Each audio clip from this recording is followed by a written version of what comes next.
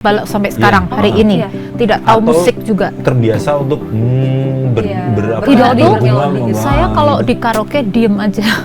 Di karaoke aja diem, Diem. tiba-tiba kok Ini bisa. emang benar-benar keajaiban ya, Iya, miracle gitu. jadi Tuhan tuh bener-bener kasih apa yang saya minta begitu. Karena dalam doa saya kepingin bisa membuat lagu gitu.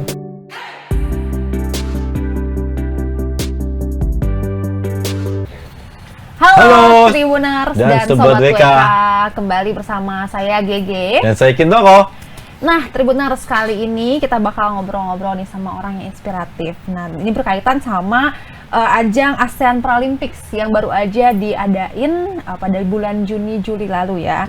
Nah, ini kan ajang olahraga Asia Tenggara yang cukup bergengsi. Dan biasanya nih Mas Kin ya, kalau misalkan kayak ajang-ajang olahraga besar kayak gini suka ada anthemnya. Iya, Tapi ada ternyata lagunya. baru tahun ini nih ASEAN Paralympics ini punya anthem. Dan tahu nggak Mas Kin, ternyata yang bikinnya itu dari Indonesia. Wow. Dari Indonesia, dan sudah bersama kita nih Betul. pencipta lagu dari anthemnya, yaitu Mbak Natalia. Natalia Cahya. Halo, apa kabar Bu Natalia? Ya, makasih ya, baik. Oke. Mbak. Nah, sebelum kita berbincang sama Ibu nih, kita akan berbincang dulu dengan Sekretaris Jenderal APSF, Kolonel Senior Dr. Wandi Toswan. Halo, Mrs. Wandi. My friend from Indonesia. Oke, how are you? I'm okay. Very Okay. good. Thank you. Okay, I wanna ask you. Maybe first question is how you meet Mrs. Natalia. Okay, actually, we have been that time we do for the 12th ASEAN Para Game Indonesia, and she herself like to help us, to promote the ASEAN Para Game by bringing a very nice song for the closing ceremony. So that is the first time that I met Miss Natalia in Indonesia. Okay, and why did you choose the song for anthem for ASEAN Paralympics? What's the reason? The reason is because I can see from her endeavor and also from her contribution with singing and also her charity. So I bring her because she's a very good-hearted person. So APSF doesn't have our own anthem for about 24 years. So to bring with a very good person who wants to contribute the thing to the ASEAN, she will be the best one, and also with her singers. So this is why we asked her to help us. To initiate the first ASEAN Para Game song and also for the anthem. So that is very impressive. Okay, awesome. You chose her. The main reason because his kind heart, right? That's right. She has a good-hearted, and she wants to help the disability person. It's Yeah. not only from Indonesia. We can help from ASEAN countries, 11 countries, and around the world. So this is why she's the one that's very inspired. At least people during the opening ceremony of the 12th ASEAN Para Game in Cambodia, particularly the Prime Minister of the Cambodia, His Excellency Hun Sen, also loved our song. Okay. Why do you like this song so much? I think the first thing is to inspire the person of disability. We need the song to inspire them, but the song is not only for some kind of the sport inspiration, but also about the quality of life, and where is some of the mentally they can feel very good by like a song treatment. So this song, if you can hear from this song is very beautiful. It can bring the beautiful hearts together. This is the why that we use this song. Okay, maybe last question. Maybe I want to ask you. Maybe you want to tell anything to Mrs. Natalia about the anthem. I would like to, first of all, I would like to thank God, because even I'm not Christian, but I believe that she has been inspired by God, and Natalia has been producing the song to help the people of the world. I would like to say thank you to her, and also would like to work together with her and believe that she will be a very good and key person that can help. She not only help for the ASEAN Paragames for 11 countries, she also has also produced, composed the song for APC anthem. Yeah. So I was very excited to hear the national APC flag raised with the song composed by Natalia. She is very impressive. Okay, thank you so much, Mrs. Wandi, for your time. Thank so you. much. Bye bye. I got to go now. Thank you. Have a Bye. great time, Mrs. Bye. Thank you. Oke, itu dia Oke. Sekretaris Jenderal suaranya tiba-tiba APSF Kolonel Senior Dr. Wandi Toswan ya. APSF itu ASEAN Paralympics Sport Federation. Nah, sekarang tadi kan sudah kita sampaikan ya kalau di sini kita sudah kedatangan langsung Mbak Ibu Natalia Sutrisno Cahya. Wis. Apa kabar, Mbak? Baik. Mbak sekarang tinggal di Jakarta kan ya, tapi sebelumnya Iya, emang sering ke Thailand. Nggak sering juga sih, kalau pas ada kegiatan aja ke Thailand. Oke, nah mungkin boleh diceritain tadi kan dari sudut pandangnya Mrs. Wandi ya, gimana pertama kali ketemu Mrs. Wandi sampai akhirnya Lagunya ciptaannya dipilih. dipilih jadi anthem. Oh, jadi waktu itu kan salah satu lagu yang saya ciptakan itu kan menjadi tim song ASEAN Para Games yang di Solo Iya. untuk bahasa Inggrisnya, gitu Yeah. kan. Nah, pas kebetulan kan performance-nya juga bagus ya. Yeah. Ada Delon, ada Ricardo Rio, ada Inara Detri, Yeah. bahkan itu saya beranikan Ricardo Rio yang tidak pernah naik panggung sama sekali, dia bisa naik panggung sebesar itu gitu ya. Terus ada Delon juga ya di situ, dan memang Kolonel Wandi ya itu senang sekali dengan lagu ini gitu. Terus dia bilang, aduh lagunya bagus banget, sampai dia berjoget. Terus dia bilang sama saya, Natalia, APSF tidak punya anthem. Tapi saya tidak tahu kalau itu sudah puluhan tahun tidak punya anthem, saya tidak tahu. Saya tahunya seperti itu. Terus saya langsung menawarkan, saya buatkan lagunya ya, saya bilang gitu. Oh bisa kamu buatkan? Iya. Coba kamu dengarkan melodi ini, kamu suka enggak? Terus saya kirim melodinya. Dan terus ternyata dia suka gitu. Oke, jadi emang sebelum ketemu sama Mrs. Wandi ini udah punya stok lagu gitu Iya, ya? ada 25 lagu. Ada 25 lagu, luar biasa. Dari tahun berapa itu Bu berarti? Atau lagu yang kemudian diajukan itu langsung satu lagu inikah? Atau ada beberapa pilihan Iya. yang lain? Mungkin saya cerita awalnya gitu Betul. ya. Iya, Saya boleh, membuat awal lagu mula gitu ya. Membuat lagu. Jadi saya ini per hari ini saya juga tidak merasa bahwa saya ini adalah seorang komposer atau pencipta lagu. Karena waktu itu kejadiannya adalah miracle dari Padahal Tuhan. banyak lagu yang udah diciptakan ya, Bu, ya? Iya, tapi nggak kerasa sampai hari ini. Sampai teman saya pun waktu membaca berita-berita di internet itu, saya membuat lagu ASEAN, kemudian membuat lagu lagi anthem Asia, tidak percaya karena emang kamu pencipta lagu, tidak pernah berbicara tentang lagu gitu ya kan. Nah itu juga, jadi tahun 2011 itu di suatu malam ya, saya berdoa sama Tuhan, Tuhan tolong dong supaya saya bisa bikin lagu. Ini saya minta tolong orang untuk bikin lagu Maria Monique Lasis Foundation. Sampai sekarang belum jadi. Tolong saya dikasih karunia bisa bikin lagu. Itu saya berdoa pada Tuhan. Dan Tuhan kabulkan jam 10 malam. Saya seperti bisa berdengung, bisa menyanyi begitu. Saya kaget loh, kok saya bisa begitu. Padahal sebelumnya nggak pernah begitu ya, Bu? Tidak tahu not balok sampai sekarang hari ini. Iya. Tidak tahu Atau musik juga. Terbiasa untuk Iya, Tidak Melodi, tuh. melodi gitu. Saya kalau di karaoke diem aja. di karaoke aja diem, Iya. tiba-tiba kok Ini bisa. emang benar-benar keajaiban ya, Iya, miracle gitu. jadi Tuhan tuh benar-benar kasih apa yang saya minta begitu. Karena dalam doa saya kepingin bisa membuat lagu gitu. Ya di karaoke senang kalau dengerin orang nyanyi, saya juga nyanyi tapi bukan sebagai penyanyi yang bagaimana gitu ya kan. Nah itu saya bisa bikin lagu, saya juga kaget. Lalu hari kedua saya bisa bikin lagu lagi. Ini sampai kapan ini? Hari ketiga bisa bikin lagu lagi. Nah, terus kemudian berawal dari menggambar ya. Jadi saya membuat lagu itu berawal dari menggambar gitu. Nggak tahu kenapa ketika saya menggambar tuh seperti keluar melodi begitu. Itu berawalnya. Nah, sampai 25 hari. 25 hari. Terus-terusan itu? Terus-terusan begitu. Ada lagu untuk William dan Kate, ada lagu untuk Tohoku. Dan lagu yang saya sampai berdendang itu adalah lagu Wills to Heal yang nantinya pertama dinyanyikan oleh Eyang Titik Puspa. Oke. Nah, seperti itu. Jadi itu seperti kayak karunia ya. Tapi setelah itu stop, tidak bisa membuat lagu. Hanya 25 lagu. Hanya 25 lagu dan selama 25 hari. Cuma 25 di hari. tahun 2011. Jadi Iya. sehari satu. Sehari lagu. satu, iya. Dan itu sudah tidak bisa membuat lagu lagi sampai bertahun-tahun, sampai bertahun-tahun. Nah, sehingga waktu pas Kolonel Wandi minta lagu untuk APSF, saya tawarkan lagu yang mana ini lagu Itali tadinya. Lagu Itali judulnya Carpe Diem. Bukan, ini sorry, itu untuk theme song Asian Para Games yang 2000 yang di Solo ya. Kalau yang Kolonel Wandi ini lagu South Africa.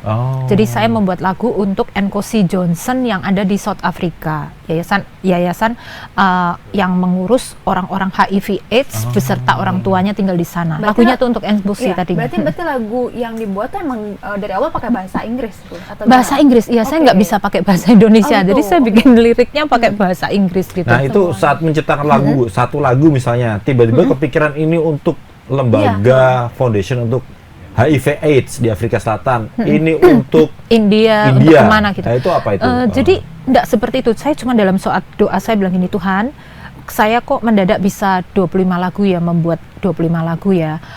Saya berjanji padamu, lagu ini akan saya kirim ke dunia, tapi tidak komersial. Saya bilang seperti itu.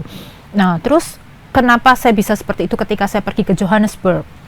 Itu kan Yayasan Maremonik, saya pendiri Yayasan Maremonik, saya ke Johannesburg, saya merasakan Nkosi Johnson di situ, sehingga saya pikir ini melodinya yang ini, seperti itu. Oke, ini cocok untuk untuk ini, seperti itu. Nah, terus kemudian melodi itu saya rubah kepada untuk lagu APSF ini gitu kan, lagu APSF rubah total. Jadi rubah total liriknya, terus ada bagian-bagian yang saya rubah-rubah begitu kan.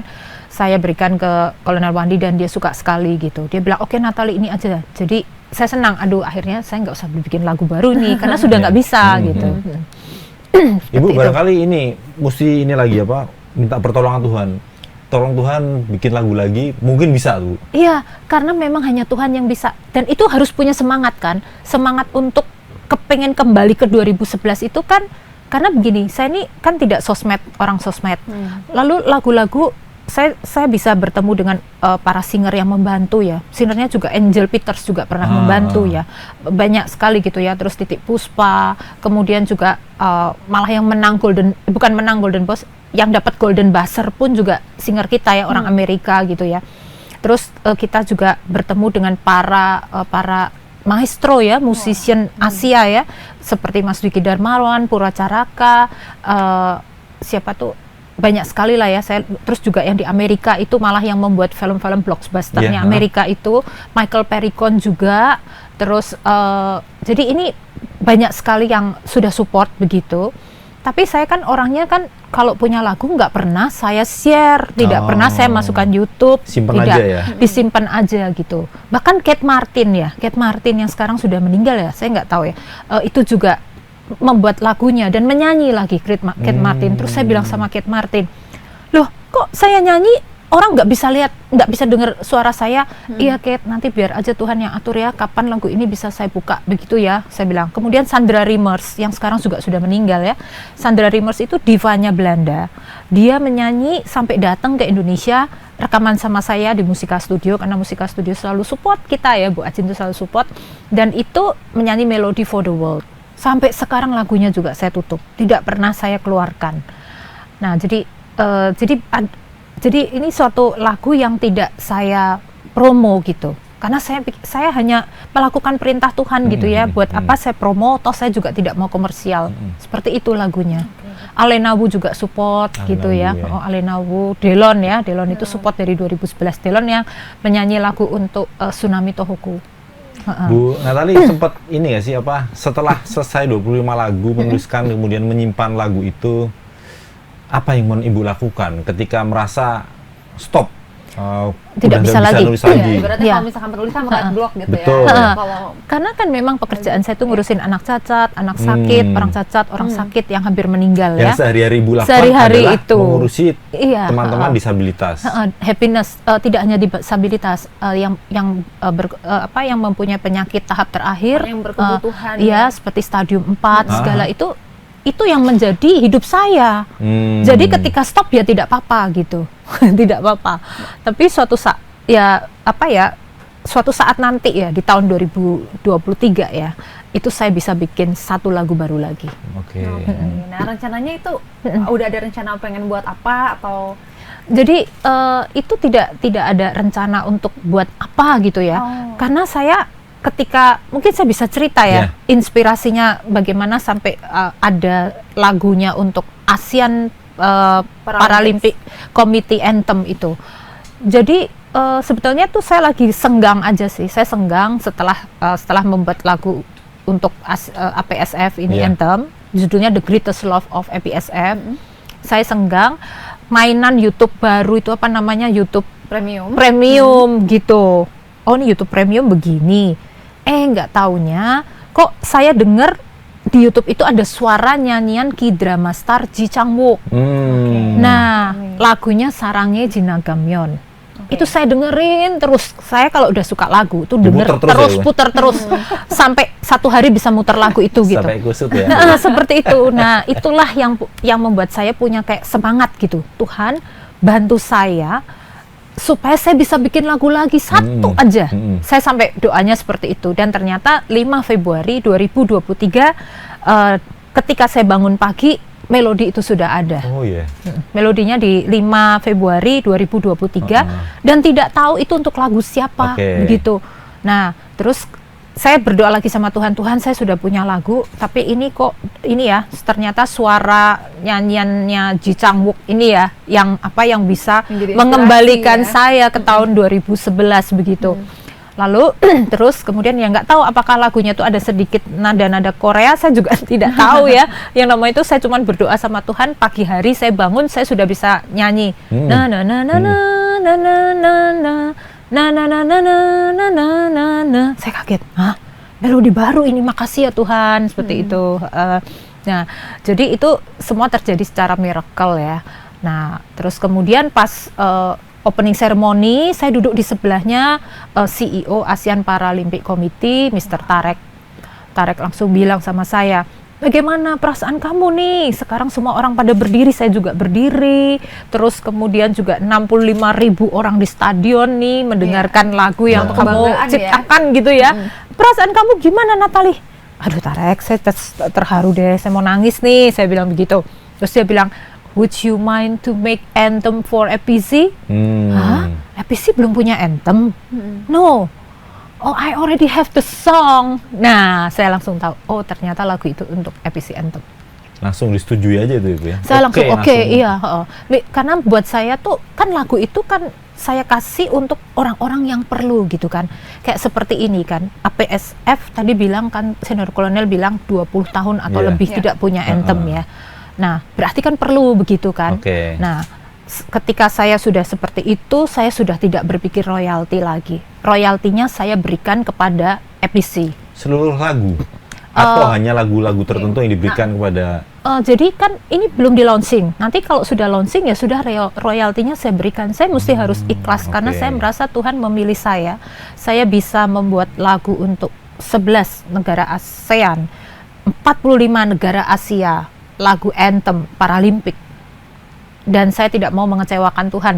Tentunya Tuhan nggak kepingin saya komersial, sehingga saya sudah tidak berpikir royalti, tetapi nama saya sebagai pencipta lagu, sebagai komposer akan dikenang sampai generasi-generasi berikutnya. Seperti itu aja. Siapapun penyanyinya Ibu ya? Siapapun penyanyinya, 45 negara itu, yang penting nama Ibu Natali tercantum di situ. Itu memang mereka yang minta. Kemudian dari Kolonel Wandi dan saya nanti akan bersama-sama membuat lagu APSF ini ke 11 bahasa.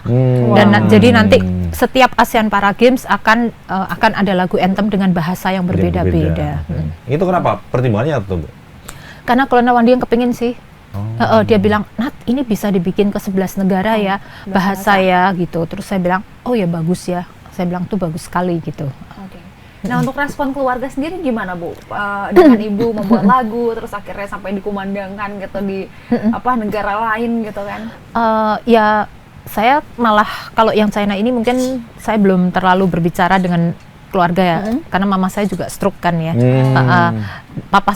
Papa saya tapi mungkin sudah tahu ya, asal dia kan dia tahu berita saya selalu lah ya begitu. Karena saya tidak pernah merasa gitu loh, Mbak. Jadi saya tidak pernah merasa saya ini pencipta lagu, saya ini komposer. Tapi di suatu pagi saya merasa, saya kaget gitu, loh kok aku sudah jadi komposer dunia ya, yang mana sampai dari Asian Paralympic Committee ya memberitakan secara official kepada seluruh dunia bahwa lagu yang saya ciptakan itu akan dibuat untuk di setiap anthem di setiap Asian Para Games dan Asian Youth Game gitu. Buat saya itu suatu hal yang saya cuman bisa berterima kasih kepada Tuhan, begitu aja sih. Saya udah nggak bisa ngomong apa-apa lagi, saya speechless juga gitu. Karena nggak kerasa ya, per hari ini pun nggak kerasa sebagai pencipta lagu. Nah, untuk selain bantuan dari Tuhan, tentunya pasti ada dukungan-dukungan lain kan saat membuat lagu ini. Dukungan dari siapa aja sih? Kalau Paralimpik ya, saya bicara Paralimpik. Okay. Jadi orang pertama yang saya ajak berbicara itu adalah Sekjen NPC Indonesia, Bapak Rima Ferdianto. Dan tentunya Pak Seni Marbun juga support. Sampai dari pertama kali saya bikin lagu untuk jadi saya waktu itu perkenalkan lagu di tahun 2018, saya masih belum bertemu dengan Pak Rima untuk yang ASEAN Para Games yang di Solo. Nah, saya cerita dengan Pak Rima support bahwa waktu itu memang belum ada lagu anthem. Saya bilang, Pak, saya bikinkan lagu ya. Oh ya silakan Bu Natali, dia support kan. Jadi sudah tidak usah membayar Pak. Nanti penyanyi kita itu akan maju ke panggung tanpa bayaran Pak. Dan benar terjadi. Penyanyi kita maju ke panggung di ASEAN Para Games yang di Solo itu tanpa bayaran, termasuk Delon, Inara Detri, dan Ricardo Rio. Dan itu Pak Rima tuh support. Kemudian saya cerita lagi, Pak, ini kita mau bikin anthem untuk APSF di Kambodia. Wah, Indonesia seneng ya Bu ya, karena kan memang sampai ditulis juga di Kemenpora gitu bahwa 2 pencapaian prestasi Indonesia di ASEAN Para Games Kambodia itu adalah juara umum, Indonesia sebagai juara umum, dan juga lagu diciptakan oleh saya sebagai anthem, seperti itu. Dan terus Pak Rima untuk yang di Hangzhou ini juga support lagi Pak Rima dari NPC Indonesia dan Kemenpora tentunya ya. Tentunya tiket saya juga disupport sama Kemenpora. Terima kasih Kemenpora dan yang lainnya ya seperti itu ya. Mungkin dia tahu ya kalau saya memang melakukannya dengan ikhlas seperti itu. Karena memang sudah sepatutnya ya kalau misalkan emang anak bangsa berprestasi harus didukung oleh pemerintah. Iya. Terus selain sebagai pencipta lagu nih, ternyata Bu Nataliin juga menyutradarai film dokumenter ya, berjudul Bokia. Oh, movie Bocia. Iya. Oh, itu sudah lama di tahun 2019 ya. Jadi itu juga sama. Jadi ketika saya melihat Bocia di Singapura begitu, saya sampai dibilang, kamu mau nggak jadi teman Bocia gitu? Oh, teman Bocia. Kenapa? Ini adalah olahraga yang jarang diperhatikan orang gitu. Jadi ini olahraga orang-orang yang cacatnya berat saja yang bisa bermain bermain Bocia. Dia memakai kursi roda. Nah, waktu itu salah satu atletnya itu malah bilang sama saya itu makan painkiller 1 hari 14 painkiller. Wah. Nah, pada saat syuting, saya tuh ya kebetulan kan memang tidak ada yang mau dibayar, tidak ada, semua kan dibayar. Akhirnya saya sebagai sutradara, saya sebagai produser sendiri ya. Waktu saya syuting atlet itu, bener-bener dia sudah makan 5 painkiller. Saya bilang stop, jangan makan lagi, gak kuat Natali sakit. Jadi saya mana tega, sudah jam 12 malam saya ambil gambar dia gitu kan, dan dia masih mengkonsumsi painkiller itu. Dan dia bilang, that is me, katanya begitu. Saya pengen bisa bermain Bocia, karena itu saya harus makan painkiller. Karena itu saya dan itulah orang pertama yang mensupport film movie Bocia itu adalah Presiden ASEAN Paralympic Committee di tahun 2019 dan CEO-nya Mr. Tarek. Sehingga sudah seperti keluarga saya. Ketika Mr. Tarek bilang kamu mau bikin untuk EPC, saya tentu langsung mau. Sudah seperti keluarga. Itu awalnya kenapa Bu? Tiba-tiba kepikir untuk bikin film dokumenter. Ya karena memang atlet-atletnya juga bilang, Natali tolong dibikinkan kalau bisa film ini. Dan itu film pertama di dunia kayaknya. Belum pernah ada film Bocia ya di bioskop gitu ya. Jadi saya langsung merasa bahwa saya akan bikin film movie Boccia ini, dan tentunya itu berjalan-jalan ke negara-negara termasuk Jepang, termasuk China, termasuk Korea, termasuk Thailand, yang mana juga tidak, dia bingung kenapa harus Natali yang membuat film, toh di tempat negaranya banyak sekali gitu, kenapa harus saya? Dan itu saya juga meyakinkan, dan meyakinkannya dengan cara saya berdoa pada Tuhan gitu. Dan akhirnya NPC semua support di Asia Tenggara, Southeast Asia ya. Enggak ya, ada Jepang, ada Korea, ada China di Asia. Tapi 10 negara yang support. Akhirnya bisa bikin, dan kita screen. Kita screen di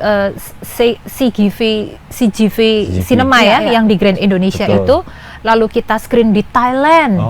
Nah, waktu itu bersama dengan yang sekarang Presiden NPC Thailand, kemudian disupport dengan Pak Ahmad Rusdi dan Ibu Anita Rusdi dari KBRI Thailand. Jadi bagus sekali screennya yang di Thailand itu. Itu memang ceritanya dari Ibu setelah dapat ide dari atlet disabilitas, kemudian Ibu menyusun ceritanya, atau ya dokumenter kan memang hanya mendokumentasikan. Jadi saya melihat seperti kayak percakapannya dengan para atlet itu ya. Jadi saya itu mensyuting, mengambil gambar itu berdasarkan pengalaman dia gitu.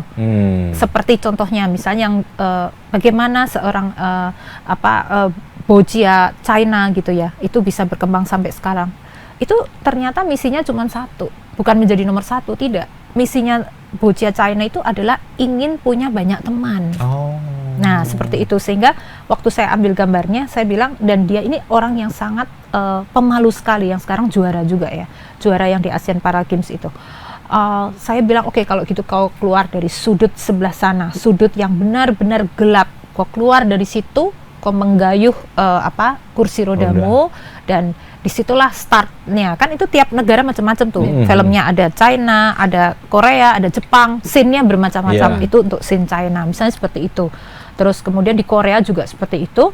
Jadi di udara 9 derajat itu Jong Ho-won itu yang pemain Boccia itu, dia memegang medali. Saya bilang, kau megang medali, kau bilang terima kasih Tuhan dengan megang medali ini, dengan keadaannya sangat dingin, itu di puncaknya, kayak di puncak bukit, dan itu di Paralimpik Nasional Korea, seperti itu. Jadi semuanya memang sangat mengharukan. Itu memang Ibu sendiri yang memilih atau dibantu sama idenya? Ya. Jadi nggak tahu kenapa ya idenya bisa keluar begitu, tapi juga disupport sama atlet-atletnya juga karena Ibu juga kan? Oh tidak, pemilih atletnya itu atau dari negara masing-masing banyak. Jadi ketemu waktu itu di Asian Para Games 2018 kan ketemu mereka semua itu. Nah, saya bilang saya akan bikin film Boccia. Kamu mau? Iya, saya mau, Bu Natali datang ke negara saya itu. Jadi terus kemudian saya tahu, oh nih atlet ini seperti itu. Jadi artinya begitu pelaksanaannya lebih mudah ya? Iya.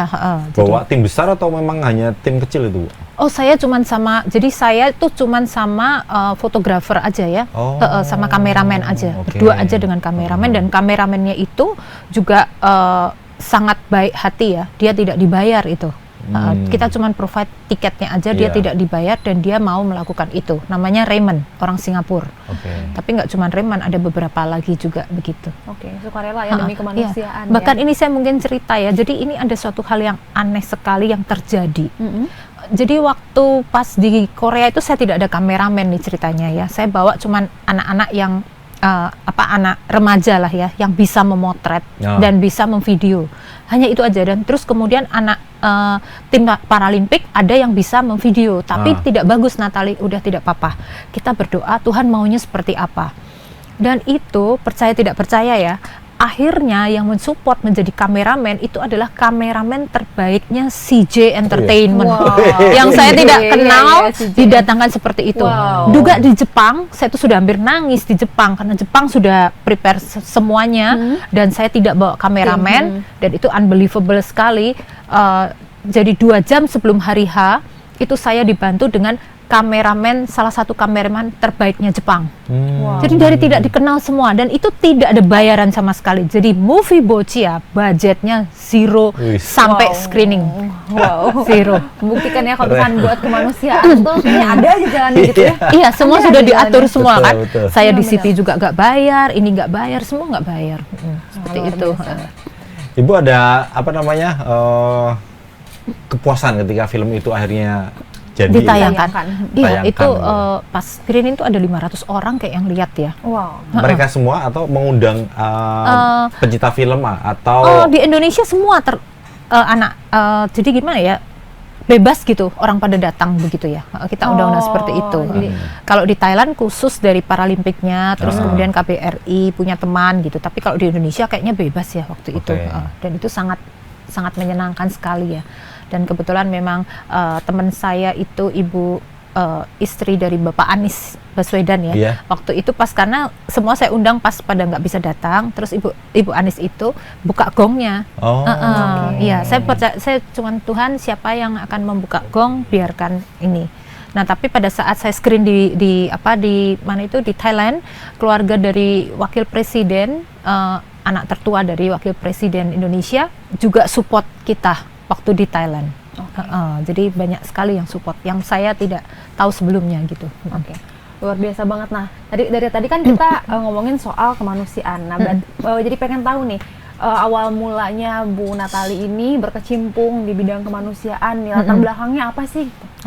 Jadi mungkin saya bilang sama pemirsa juga bahwa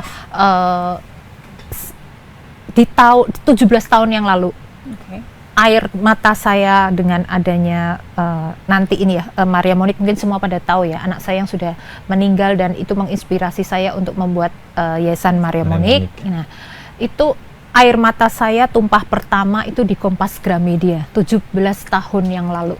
Di sini ya? Iya, justru di sinilah pertama saya dari Singapura, saya langsung ke Kompas Gramedia untuk sharing sama Mbak Niken Puspitasari ya. Itu. Nah, sekarang saya cerita seperti apa itu Yayasan Maria Monique. Jadi Yayasan Maria Monique ini saya bentuk dari sepeninggal anak saya sematawayang bernama Maria Monique. Iya, nama anak ya Bu ya. Iya, jadi dia sakit infeksi infeksi paru karena bakteri.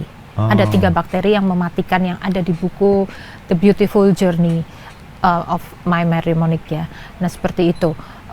Jadi di Singapura itu saya kalau mengenang itu agak sedikit bagaimana ya, agak sedikit sedih ya kan. Di dalam sebuah perjalanan yang mana saya hampir jadi gelandangan. Saya seorang diri sebagai single mom. Saya hanya berdoa kepada Tuhan.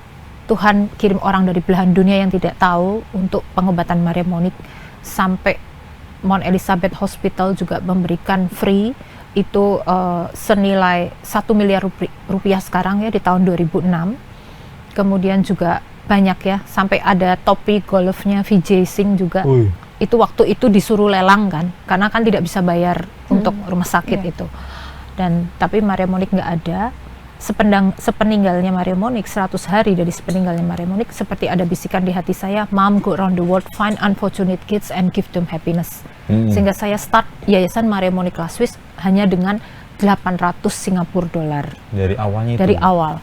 Dan itu terus saya lakukan tanpa fundraising, tidak mau fundraising. Yayasan Maria Monique menolak fundraising, tapi kita appreciate donatur perorangan yang dikirim Tuhan. Dan per hari ini kita sudah memberikan kebahagiaan mungkin hampir 120.000 happiness all over the world.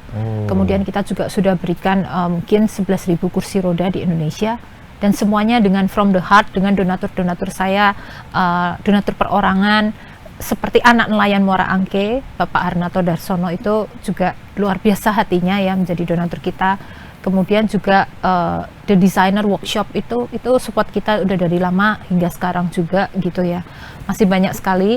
Saat itu apa yang Ibu lakukan ketika medsos kan belum ramai, seramai hari ini. Iya. Ketika minta bantuan dana dari 800 tinggal 800 dolar Singapura, kemudian Ibu butuh dana untuk membesarkan Maria Monique Foundation, berbuat kebaikan itu, apa yang Ibu lakukan? Jadi sampai hari ini Yayasan Maria Monique La Suisse tidak punya medsos. Kalau sampai ada medsos itu bukan berarti dari saya ya, karena saya bukan orang medsos. Saya cuman pakai SMS aja. Saat itu. Pakai SMS ya waktu itu ya. Jadi saya sebar SMS ke semua gitu ya. Saya perlu ini, siapa yang mau support ya. Semua gitu. kontak itu dikirim. Semua kontak yang ya. ada di handphone dikirim. Semua donatur aja ya. Yang donatur aja. Juga sekarang yang saya lakukan juga WhatsApp. Begitu. Jadi saya tidak pernah berbicara. Bikin pengumuman gitu enggak ya? Tidak, karena kan tidak mau fundraising ya. Tapi ada perusahaan-perusahaan besar yang memang mensupport kita dari 2007 sampai sekarang, itu Marriott International. Nah, itu saya juga tidak tahu karena memang itu satu perjalanan yang dia mengerti saya begitu ya. All over the world. Ya banyak sekali, kemudian juga ya ada juga dari grupnya Ferrari juga gitu kan. Wow. Karena WhatsApp dengan WhatsApp iya, Ferrari, kemudian private jet juga gitu. Jadi kenapa Ferrari? Saya kepingin anak-anak difabel itu juga punya kesempatan yang sama, bisa naik Ferrari, malah bisa parade bareng sama owner Ferrarinya, kebut-kebutan di Singapura, kebut-kebutan di Thailand, nah seperti itu ya. Jadi tapi pernah Bu yang ada anak yang minta untuk naik Ferrari. Sebelum minta kita sudah kasih dulu. Jadi ketika orang nanya nih di Yayasan Maria Moniq, mereka semua kaget karena ditanya apa yang kau berkesan, dipikirkan pergi ke zoo, ke kebun binatang. Oh, saya berkesan ketika saya naik Ferrari gitu. Nah, itu suatu hal sudah membuat orang yang bertanya pun kaget gitu. Terus ibunya ditanya, apa yang kau berkesan? Oh, saya berkesan ketika saya bertemu dengan duta besar Jepang. Bingung juga ya. Nah, jadi di Yayasan Maria Moniq itu saya selalu memberikan karpet merah kepada para difabel, pada anak-anak unfortunate begitu.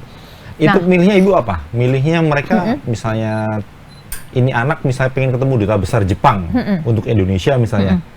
Kenapa ini dikabulkan ya? Oh, tidak. Kenapa ini dikabulkan? Kenapa kalau ini tidak? Ketemu duta besar Jepang dan duta besar yang lain itu tidak mereka punya wishes, tapi memang kegiatan kita sebelum pandemi itu 2 bulan sekali bersama para duta besar. Jadi kita bahkan undangannya pun juga dari embassy gitu kalau di acara kita itu selalu seperti itu. Jadi mereka sudah terbiasa seperti itu. Karena kalau untuk wishlist-nya untuk mewujudkan misalnya mimpi ya, mereka. misalnya saya mungkin bisa cerita ya. Jadi the wishes itu adalah suatu contohnya seperti ini. Ada seorang anak yang dokter bilang bahwa anak ini sudah tidak ada harapan hidupnya dan dia perlu peti mati. Disuruh beli peti mati gitu. Jadi tim kita yang ada di Jogja itu diminta sudah di dokter sudah bilang beli peti mati gitu. Tapi buat saya justru menanyakan anak ini senangnya apa. Ternyata anak ini sukanya arloji. Lalu saya bilang sama tim saya, coba kau pergi di sana, kau fotokan deh 3 arloji yang terbaik ke saya. Saya akan pilih 1 buat anak ini. Dan ternyata ketika sudah pulang, sudah bawa arlojinya, dipakaikan di tangan anaknya, kebetulan namanya Moniq juga. Dan per hari ini anak itu sudah bisa sedang bernari-nari, sedang bercakap-cakap dan tidak jadi meninggal gitu. Dan itulah the wishes ya. Jadi itu kan karena itu adalah satu hal yang soalnya kita tidak bilang dari Yayasan Maria Moniq, kita bilang ini barang dari Tuhan loh. Ini sudah datang barangnya begitu. Jadi banyak, tidak hanya seperti itu aja ya, the wishes itu banyak sekali ya. Misalnya seperti anak yang tulang rawan itu, memang dokter bilang sudah tidak ada harapan hidupnya, kepengen naik biang lala gitu. Walaupun saya ini takut dengan biang lala, saya tidak pernah mau gitu ya, tapi untuk happiness anak ini saya juga naik biang lala begitu ya. Dan itu juga banyak. Terus kemudian ada anak, nah ini ada satu cerita nih, bagaimana Tuhan bekerja. Suatu saat anak itu bilang ke saya begini, Bu Natali, saya tidak bisa hidup lagi. Yang bisa membuat saya hidup adalah Bu Natali. Loh, kenapa? Saya bilang begitu. Kan kau kemarin sudah pernah kita berikan kursi roda. Bu, saya sakit keras, Bu. Saya perlu oksigen tiap hari. Dan saya sudah tidak mampu membeli tabung yang begitu besar tiap hari. Jadi, saya cuma bisa berharap dengan Bu Natali aja. Di saat itu saya tumbuhkan iman dia. Saya bilang, yang bisa membuat kamu tetap hidup bukan saya bukan dewa penolong, tetapi adalah Tuhan sendiri. Kau harus berdoa kepada Tuhan, bukan oksigen. Saya bilang seperti itu. Dan tentunya anak itu kaget karena saya sepertinya tidak mau membantu, ya kan? Karena jawaban saya seperti itu. Ya Bu, saya sudah berdoa terus Bu. Ya sudah, tetaplah seperti itu. Saya bukan dewa penolong, ya kan? Tapi setelah telepon ditutup, saya merasa bahwa Tuhan, saya dapat tugas ini sampai dia nanti tidak ada atau sampai dia sembuh, saya akan memberikan oksigen tidak berhenti tiap hari. Yayasan Maria Moniq akan lakukan seperti itu. Waktu itu mungkin belum ada donatur karena ini kan program baru ya, dadakan seperti itu. Tapi kita tetap rutin berikan oksigen itu sampai tiap hari. Dan anak itu saya bilang, kenapa bisa terjadi seperti ini? Karena Tuhan minta kita yang memberikan, supaya anak itu jangan bergantung ke Yayasan Maria Moniq atau ke saya gitu. Tahu nggak Pak? Jadi itu kan diberikan oksigen kira-kira sampai tabung yang ke-17 atau ke-20. Yang punya oksigen namanya Pak Heri, yang menjual oksigen bilang, Natalie stop. Saya yang akan meneruskan sampai anak ini tiada atau sampai anak ini sembuh. Jadi anak ini sudah tiada, tapi di detik-detik terakhir dia tetap oksigen tidak berhenti. Wah, jadi itu salah satu bukti nyata kalau ya kebaikan itu bakal ada balik aja jalannya. Balik ke kita juga ya. Jadi apa yang saya lakukan ini ternyata menginspirasi Pak Heri. Padahal saya dengan Pak Heri itu jarang komunikasi juga gitu. Saya komunikasi kalau beli oksigen tiap hari 3 hari sekali kan. Seperti itu. Bicara soal inspirasi nih Bu Natalie. Mungkin terakhir nih pesan buat Tribuners sama Sobat WK nih buat melakukan hal baik seperti Ibu, terus sampai akhirnya punya karya yang diakuin sama negara gitu, sama internasional ya, ASEAN gitu. Gimana nih? Ya cuman satu, bergantung sama Tuhan. Sekecil apapun minta sama Tuhan. Nggak ada yang bisa dimintain lagi manusia. Cuman sama Tuhan aja. Sekecil apapun minta sama Tuhan. Ya, dipasrahkan ke Tuhan. Sekecil apapun minta sama Tuhan. Berarti mau kita misalnya udah nggak bisa ngapa-ngapain lagi, minta sama siapa? Itu sih kalau saya, dan message-nya adalah, bagi untuk para pencipta lagu maupun singer, ketika kau membuat lagu, anggaplah itu adalah kau membuat sesuatu untuk Tuhan, sehingga kau tidak akan berpikir, ya tidak tahu ya apakah bisa seperti ini ya, cuman kau tidak akan berpikir royalti, kau akan tidak berpikir apa-apa, tapi kau akan mendapat miracle yang kau sampai nggak bisa berkata-kata. Buat saya seperti itu. Dan juga untuk lagu ASEAN Paralympic Committee Anthem, bahwa yang boleh memposting lagu, menyanyikan, memposting lah ya, di sosial media ataupun di semua platform, itu hanya ASEAN Paralympic Committee. Saya pun tidak melakukan itu. Jadi itu yang resmi adalah yang dari ASEAN Paralympic Committee. Oke, luar biasa. Inspiratif sekali ya. Inspiratif banget Terima kasih. Buat anak-anak muda nih, apalagi nih yang pengen berkarya tapi kan suka mikir, aduh gimana ya, bakal balik modal gak ya gitu. Ternyata kalau misalnya emang tulus terus emang buat kebaikan, ada aja jalannya. Dan gitu. Berani dalam arti itu ya kita sepertinya tidak masuk akal tapi kita lakukan aja begitu. Yang penting berusaha dulu gitu ya Mas. Betul. Terima kasih banyak Bu Natalie sudah mampir ke Palmerah. Terima kasih juga. Muncul lagi inspirasi membuat lagu dan tetap berbuat kebaikan untuk sesama. Saya sekarang sedang membuat lagu untuk Princess Bhutan. Mungkin untuk negara Bhutan. Dalam waktu dekat saya akan memberikan kepada Princess. Kebetulan kemarin ketemu di ASEAN Para Games. Keren. Luar biasa. Lagunya berjudul You Are So Beautiful. Ditunggu Bu. Ditunggu karya berikutnya Bu. Mudah-mudahan sehat juga. Dan Tribuners dan Sobat WK, itu dia percakapan kita dengan Ibu Natalia Cahya. Semoga menginspirasi dan juga jadi pelajaran nih buat kita semua. Dan akhirnya saya GG dan saya Kintoko. Kami pamit undur diri, sampai jumpa di program lainnya. See you.